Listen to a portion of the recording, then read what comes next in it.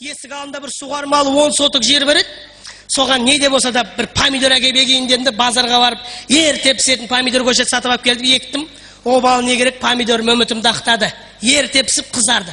Рахатын көріп жеп жүрген еді, бір 2-3 үй ары тұратын бір ауылда жеңгеміз бар еді. Сол кеп тұр маған. Нұрбол, осы сен помидорларыңа не істейсің? Сен помидорларың тез қызарды ғой деді. Бір әзілдесем жеңгем ғой, енді қайынсымын көтереді ғой дедім де, жеңше оның ешқандай да қиындығы жоқ. Түнгі сағат 12-ден кейін огородтың ортасына шығасыз да тыр жалаңа шешінесіз, помидорлар өзі алғаннан қызарады дедім ғой мен. Сонымен жеңшем аузы бұртиып кеттім, мен ырза болып мәз болып артынан қалдым. Арада бір 3 күн өтті ме өтпеді ме, жеңшем аузы бұртиып кеп тұр маған. Нұрбол, сенің ана өткенде айтқаның өтірік болып шықты ғой дейді маған.